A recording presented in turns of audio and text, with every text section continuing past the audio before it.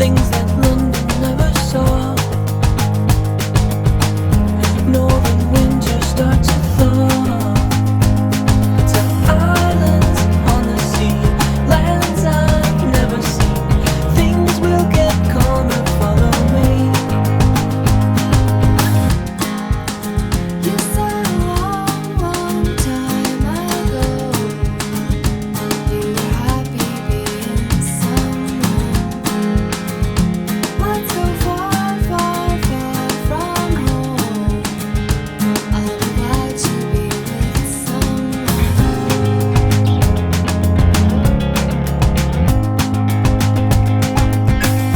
Land pneumonia, your engine's in repair. Plant begonias and orchids in your hair. Dan and I both reported to the MTC on the same day, May 15th, 2013. And we were both Chinese speaking, obviously. So I remember Dan from the MTC. He's kind of a memorable face. Actually, I remembered him mostly as the really grumpy looking elder, but I also thought he was good looking and so therefore avoided him like the plague. And I don't remember anything about her in the MTC at all. I recognized him the moment I walked into class just because, you know, I remembered him from the MTC, but he had no recollection of me whatsoever. Leave it to Dan though. I went up to him and I said, oh, were you in the MTC in like 2013? You know, I think I remember you. We were in the same zone. You probably don't remember me, Sister Bong. And he was like, oh yeah, yeah, I remember you. That was like a total lie. Going to Chinese class, I walk in and obviously I'm fresh off my mission. All I'm thinking about is girls. After I had gone up and said hello to Dan initially, Wu Lao Shi, she had us go around the room and introduce ourselves. And I will never forget, we went around the room and there were several people who served in Taiwan with me. And, you know, all had pretty standard introductions. And then the, turn rolled over to Dan and he introduced himself in the most mainland, just standard Chinese accent. And the second he opened his mouth, Wu Lao Shi interrupted him and said, class, this is what you want your Chinese to sound like. And so poor Dan had a target on his head, you know, for the rest of that class. But I just remember finding that really attractive and thinking that was super cool that he had such good Chinese and being really impressed. Especially since he served in New York, and so I think that reflects really well on his work ethic and how seriously he took learning Chinese as a missionary.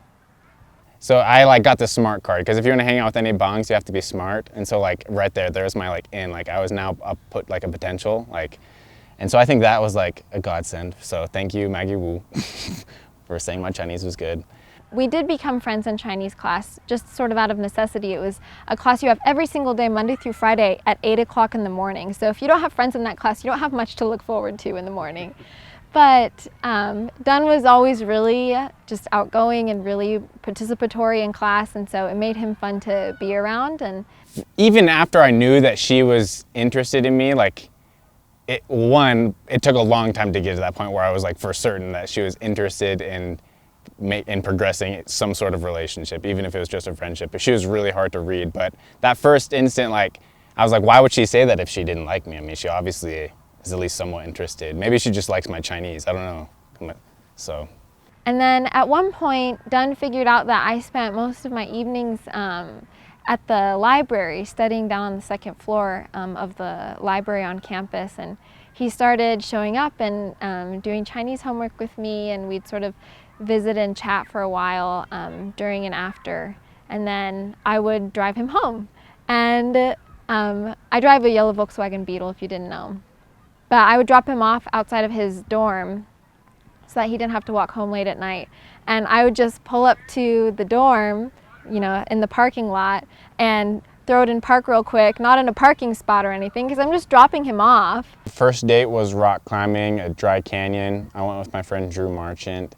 It was not my first time rock climbing, but I think my first time really wanting to do a good job at rock climbing, because I thought Dan was good looking, and so I didn't want to embarrass myself by not being able to make it up. But thankfully he picked a pretty easy route and we were able to make it up successfully, and I didn't feel too stressed or incapable. I remember like checking her harness, and I had done this before on previous dates, and I just want to like simultaneously check that their harness is on right and also show them how strong I am. But before we started rock climbing, you know, Dunn went through and did the whole harness check with me, which was good because I had put on my harness correctly, but there's this loop that you have to stick the strap through, and then you're supposed to loop it back through the buckle, you know, like double it up or whatever. And there's this sign on the side of the buckle that says like danger or warning or something, or like death, I don't know. And I hadn't flipped it over and rebuckled it because I didn't know what I was doing, and I hadn't noticed the sign. And that was the first thing Dunn said. He's like, it's a good thing I checked. He's like, otherwise you'd be dead. I was like, oh, that's comforting. And he showed me the little sign that you're supposed to double it back on the buckle. And after he did that, he said, all right, let's check and make sure it'll work. It'll hold you up. And so he reaches over and like with a lot of gusto, like lifts me by the harness. So I like tug on it really hard, but I tugged too hard, and she fell over on her butt, and I fell on top of her, and it was really awkward. That was exciting. But you know, like first date, and it's a cute boy that you're actually interested in, so I don't think either one of us minded too much. I think Dunn was probably more embarrassed than I was. I thought it was kind of funny. Maybe she liked it, but it was awkward. What I love about Dunn Westhoff, there are a lot of things to love about Dunn Westhoff. I think the first word I would use to describe him is passionate. I think Dunn is someone who, like, when he decides to take something on, he doesn't do it with mediocrity. It's not in his nature to be mediocre. He goes all in and does his very best. And then that's how he sort of approaches everything in life, I think. School, you know, he'll come back and he'll tell me about a math test he took and be kind of like melancholy about it. So I'm like sitting there bracing myself like, oh, he got a C. Like, I'm gonna have to like, you know, help him recuperate from. He's like, man, I got a 92. So things I like about Whitney. First thing that I found out that I really liked about Whitney was, I can just be summed up with the word intelligent. She was well read. She spoke like she was attending college, university. She seemed to know just about any kind of topic that would come up, and she seemed to know more than me in just about anything. She had a passion for things. She is very interested in medicine. She's very interested in health, and it's very you know, I find that very attractive in a girl.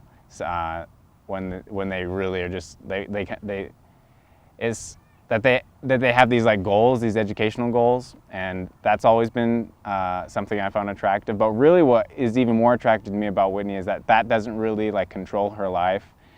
She really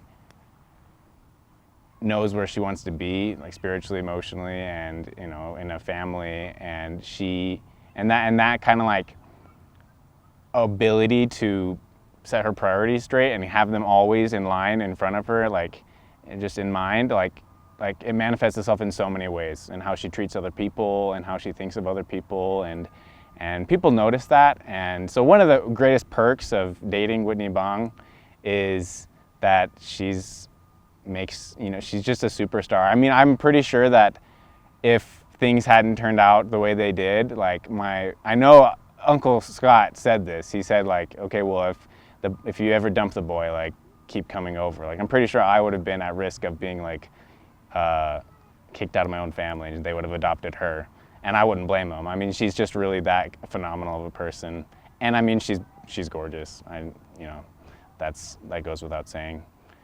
So the progression of a relationship was kind of rocky at first because I thought she was awesome, and you know, you don't like, and I wanted to make sure she was hot, and I didn't want to let anyone else have a chance. So I was ready to progress the relationship really quickly. I liked Dunn, but I'm very bad at telling people that I like them. And thankfully, it's not something you have to do all that often in your life. So I'm afraid I've slipped through life without really honing that particular skill set of saying, I find you attractive. I'm open to dating you. Because Dunn clearly was not getting that message when I clearly thought I was like, you know, giving off those vibes. But thankfully he was persistent, and it was during General Conference weekend, so October of last year, 2015. Called her, it was General Conference, and I called her and I was like, hey, we should do something. She was like, no, I'm busy. And I was like, oh, okay, it's not gonna happen. And just the prior night, I had just like cut off my relationship with 2 other girls because like, I'm just gonna focus on Whitney. Like, she's the one, I gotta focus on her. And so I made that phone call and she kind of denied me, and I was like, oh my gosh, I should call the other girl back. Whitney's not interested. I told him that I was busy at 4, but he called at 9 o'clock in the morning. And so I say, oh, I'm busy at 4 p.m. And I think, well, great, he has a 7-hour window. We can do something, like, come on, done. Like, and he says, oh, well, I guess I'll see you Monday then.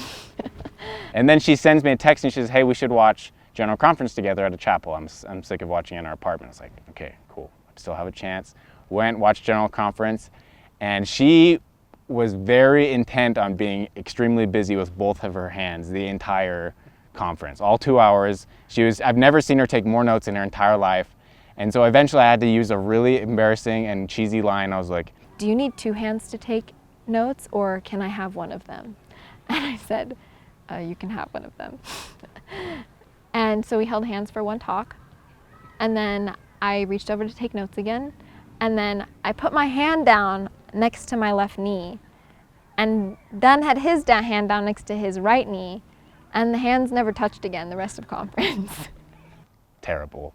And so we walked out, and I just was really frank with her. I said, Whitney, I think you're fantastic. I want to get to know you more. We should date. And she was like, you know, I just think this is too fast. And I felt like I was getting friend zoned, and it was terrible. And then I dropped him off, and I could tell he was feeling a little defeated. And I called my mom that night, and I said, Mom, I messed up. And I told her that there was this boy that I thought was really great. And I told her that I thought I had messed it up and sent him the wrong message, but that I was afraid to bring it up again. And my mom said, it's fine, just bake him cookies or something. She's like, just make him cookies and take him over there and it'll be fine.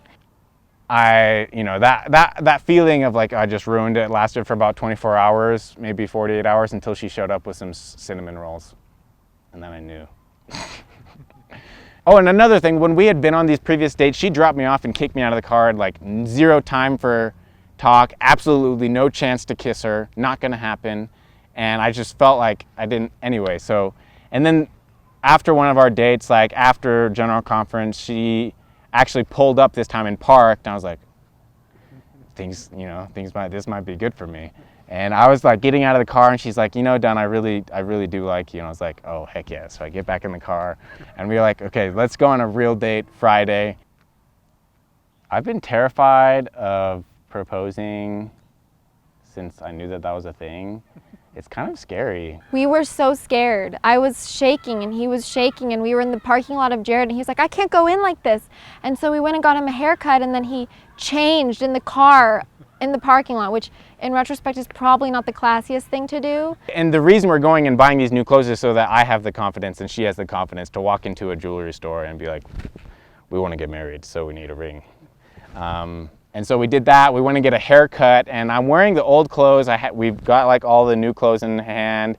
They're in the back of the truck. We pull up to like Jared, and we're like, okay, well, I'm gonna change into new clothes with my new haircut, and we're gonna walk into Jared and buy a ring. And we're kind of like freaking out. So I like changed in the car, and then we go in, and we have a good experience with the lady in Jared, but a terrible experience with the guy in Jared. He was like just like straight up like trying to get our number and everything, and we're like, there's no way we're paying this much for a ring. Like, we had already decided. And that's another thing I appreciate about Whitney, is like talking about money is a non-issue. And so we're like, heck no, we're out of here. We went to Sierra West. This could be a commercial, I guess. Awesome experience. And as soon as we had bought the ring, it was cool. Like, we walked out. We were driving home, and Dunn has like he's white knuckling the steering wheel in our Volkswagen Beetle with broken air conditioning. And I'm sitting in the passenger seat just like slumped down with my knees to my chin and just wondering what on earth it is that we just did. And we walk up to the Rackham's house because Dunn's mom was in town, and so we were going to go visit and hang out with them. We walk up to the Rackham's house, and everyone says hello to us, and they're like chatting, and I'm standing there and I'm thinking, why are you acting so normal? Stop it, nothing is the same. Everything has changed. And then I realized that, you know, things had certainly changed. We were certainly moving in a direction that was much more serious than before, but it felt good, and it didn't necessarily change our relationship. And then after that, there's a similar kind of like, oh my gosh, we're engaged.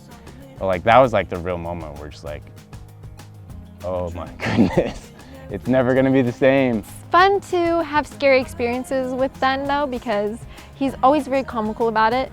And it's not so scary when you're with him, because we're in it together and it works out in the end somehow.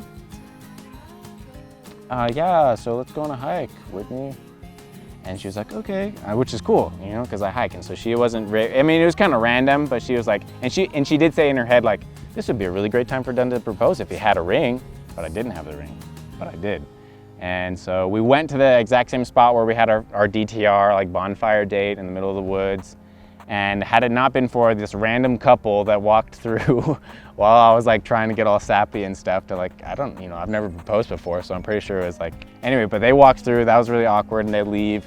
And I had arranged for Hannah and Katie to be in the background, but I hadn't seen them. I didn't know where they were. I thought that they just hadn't been able to find us. And so I like get the ring out, I propose. It's, we love each other, we're gonna get married, it was great. And then we're like, okay, well, I guess we're engaged, let's leave. And as soon as we start walking out, like Hannah and Katie jump out of the bushes and they're like taking pictures of us. And we're like, you guys are beasts. Like, that's awesome. We had no idea you were there. Like, you should join the Navy SEALs. Dan, I love you and you're my best friend. And there's nobody else that I would rather go hiking with or cook with or speak Chinese with. And I'm so grateful that you're willing to be my hiking buddy and my problem-solving buddy and my other half for the rest of forever. Whitney, I love you. And I am extremely, I think we tell this enough to each other every single day, but I think having it on record is something that maybe neither of us are very good at. But I want you to know that I can't wait to start this eternal companionship. It's exciting to me that from now on, every decision that I make gets to be made with somebody else who has my best interests and their best interests and our progression in mind. And I think I've told you that before, but I just want to reiterate the fact that you are it and you're my forever, and I am so excited for that. I can do nothing but smile when I think about, the power team that we're going to be in the future. And I love you, and I can't wait for August 17th. You said a long, long time ago you were happy being someone. Let's go far.